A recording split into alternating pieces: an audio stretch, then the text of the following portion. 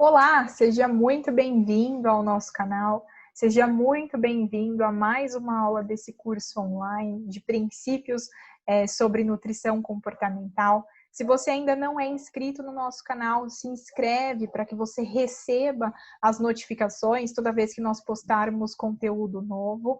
Curte o vídeo, compartilha com seus colegas, eu tenho certeza que eles irão adorar receber um conteúdo em que eles possam aplicar na prática clínica deles.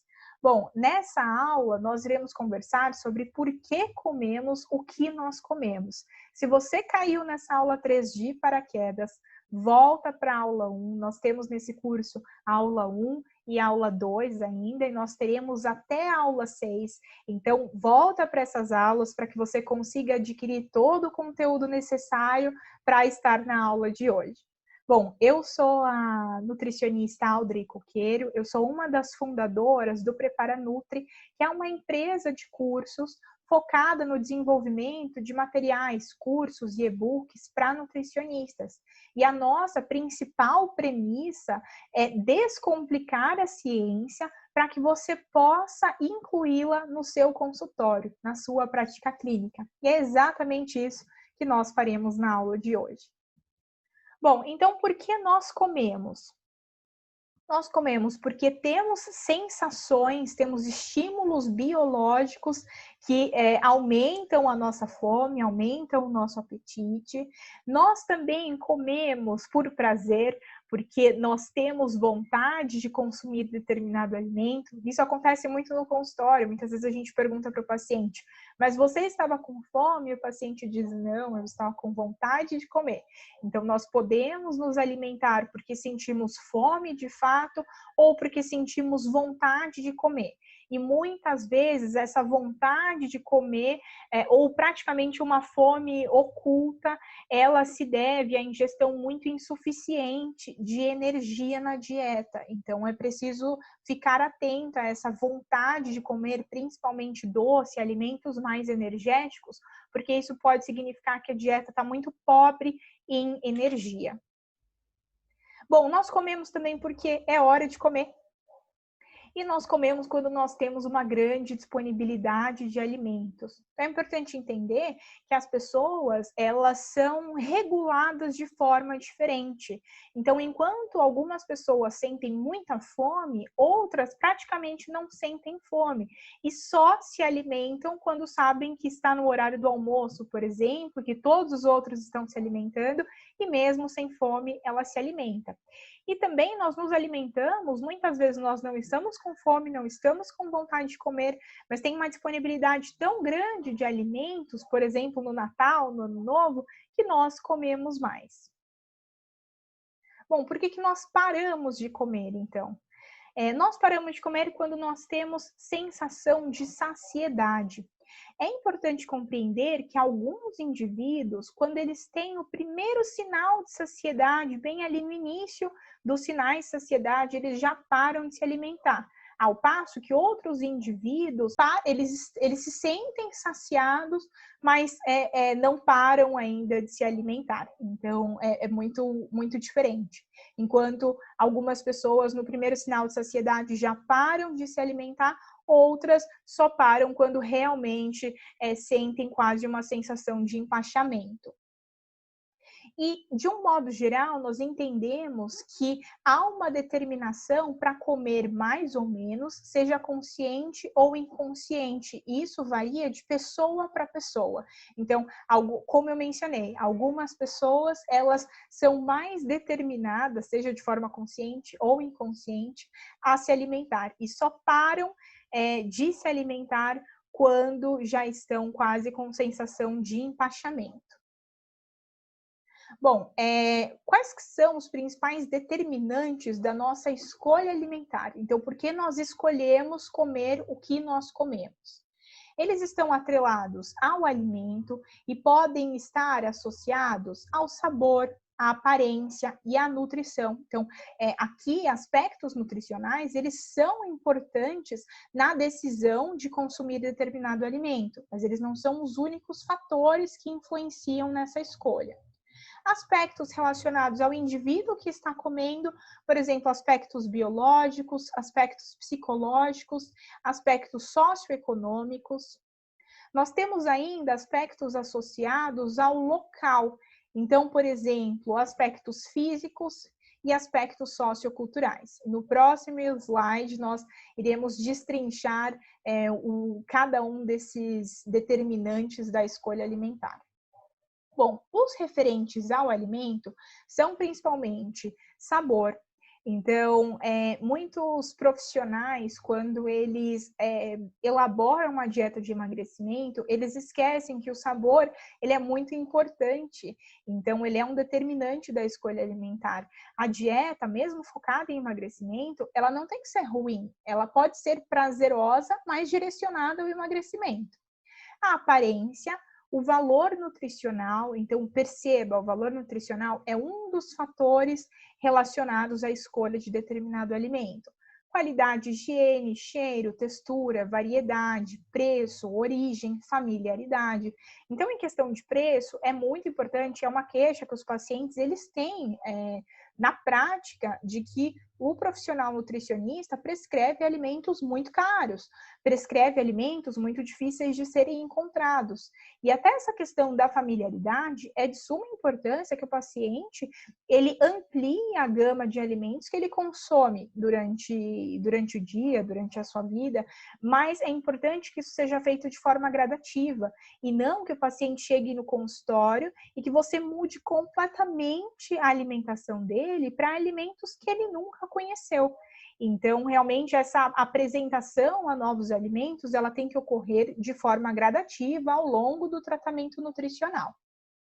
Sobre o ambiente, nós temos os fatores físicos, que estão relacionados ao odor, iluminação, conforto, limpeza, opções disponíveis, presença de pessoas conhecidas, distração no ambiente. Então, nós sabemos que a distração no ambiente é um dos fatores que faz com que as pessoas não se alimentem com atenção e é o que faz com que elas, muitas vezes, consumam mais alimentos do que deveriam e ainda assim sintam-se menos saciadas, porque não estavam prestando atenção, não estavam dando a devida atenção ao ato de se alimentar. Além disso, essa questão de ambiente físico, é interessante que nós temos restaurantes em São Paulo que sempre estão muito cheios, que são preferidos das pessoas. E muitas vezes isso não está atrelado apenas ao alimento em si, ao que é servido nesse restaurante, mas também ao ambiente, a como o indivíduo se sente nesse restaurante. Bom, as questões socioculturais de família, pares, mídia, cultura local, e também nós temos fatores biológicos, agora aqui, considerando os fatores que estão relacionados ao indivíduo que consome o alimento. Nós temos os fatores biológicos, então, fisiológicos, patológicos, genéticos, preferências, idade, sexo e estado nutricional. Então, a fome, os sinais de fome, saciedade, eles variam de pessoa para pessoa. Em determinadas situações de doenças, os indivíduos sentem menos fome, ou ainda na obesidade, por toda a fisiopatologia da obesidade faz com que o indivíduo não se sinta saciado. Então, pode ser uma questão patológica mesmo. Bom, nós temos ainda questões genéticas. Hoje nós sabemos que a genética pode influenciar na escolha do indivíduo. Então, existem indivíduos que são mais propensos geneticamente a escolher alimentos mais gordurosos, com mais açúcar. Nós temos também as preferências alimentares, as aversões alimentares, a idade, que muitas vezes influencia nessa escolha alimentar. Então, o adolescente, no período que nós chamamos de estirão, ele tende a sentir mais fome, tende a comer mais. Há uma diferença importante entre sexos também, entre gêneros também.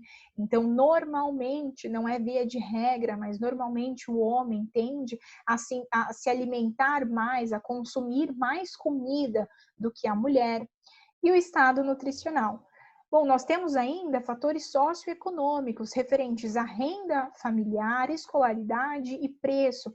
É importante que você entenda de forma bastante sutil qual que é a realidade do seu paciente. Se para o seu paciente, talvez, comprar um queijo branco, pode ser que para ele seja muito caro.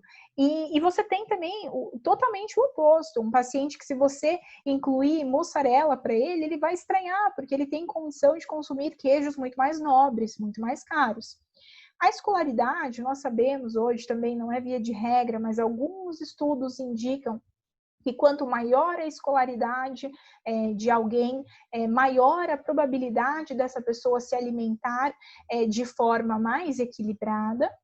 Nós temos também os fatores antropológicos e psicológicos, que aí se referem às crenças, às emoções, às expectativas, às experiências positivas ou negativas.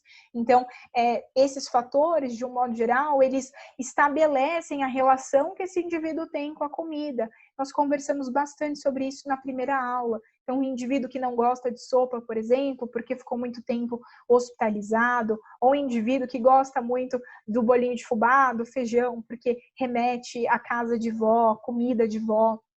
Então, nós não podemos negar que o alimento, ele está inserido nas mais diversas situações. Então, você tem alimento desde uma festa até um velório. E o alimento, ele pode ter um caráter para a pessoa, ele pode ter uma simbologia positiva ou uma simbologia negativa. E isso mudará de pessoa para pessoa. Então, não é porque você não gosta de sopa, porque você foi hospitalizado, que o seu paciente não gosta de sopa. Pode ser que, para ele lembre da mãe, da avó, ou da esposa, do marido. Então, realmente, o mesmo alimento pode ter um caráter muito positivo para alguém e muito negativo para outra pessoa. Bom, com base no que nós conversamos, nos determinantes da escolha alimentar, nós entendemos algumas questões. Eu retirei essas frases do livro Nutrição Comportamental, segunda edição, porque elas são muito interessantes e muito pertinentes para a nossa aula. Que nós, enquanto nutricionistas, temos o desafio de mudar comportamentos sem perder os significados da alimentação e a capacidade crítica desse paciente. Então, quando você puder não fazer alguma mudança no plano alimentar, não tirar um alimento que tem uma simbologia positiva para esse paciente, melhor é para ele. Quando você puder não incluir um alimento que tem uma simbologia negativa, melhor para ele. E é importante que o seu paciente ele tenha uma capacidade crítica, para que ele não fique dependente de você para sempre, mas que no final do tratamento dele, ele ganhe autonomia alimentar.